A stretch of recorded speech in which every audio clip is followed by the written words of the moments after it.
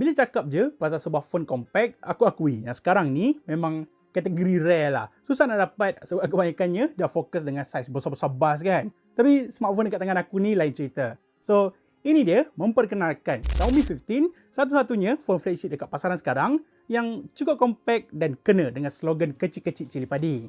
Antara sebab kenapa aku mention macam tu adalah even size dia nampak comel, kecil dekat tangan, tapi overall spec dia ni memang superb. Yang mana kali ni, ia dikuasakan oleh Snapdragon 8 Elite, salah satu chip flagship yang paling digemari ramai. Nak buat main game tak ada hal, dan kalau nak guna daily, lagilah dia boleh perform dengan baik. Dan selain dari prestasi, skrin dia pun tak kurang hebatnya. Macam korang tengok, bezel skrin sekarang memang super nipis kan. Ketebalan dia cuma setebal 1.38mm dan saiz skrin 6.36 inci dia ni obviously memang ngamah untuk one hand use. Pada pendapat aku, phone compact ni still ada kelebihan dia tersendiri. Dia rasa ringan dekat tangan dan dia kategori mudah nak bawa ke mana-mana tanpa rasa beban. Kiranya walaupun saiz dia kecil, tapi kualiti tu masih tip-top. Kalau setakat nak tengok Netflix sambil makan ke, boleh je rasa puas. And of course, yang buatkan smartphone dari Xiaomi ni special adalah disebabkan saya tak kamera Leica. Aku sendiri dah try snap pelbagai jenis gambar dan sampai hari ni, aku masih tak boleh move on tau dengan betapa indahnya hasil dia. Mungkin kalau profile dari Leica bukanlah kegemaran ramai, especially pasal Leica otentik tu.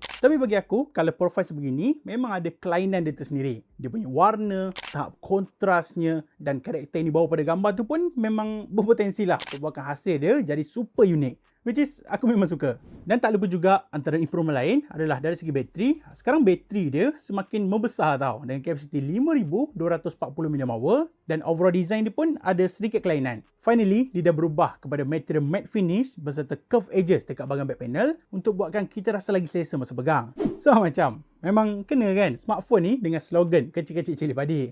Jadi kalau korang tengah mencari sebuah phone flagship yang compact, tak salah kot kalau korang consider terus Xiaomi 15 ni.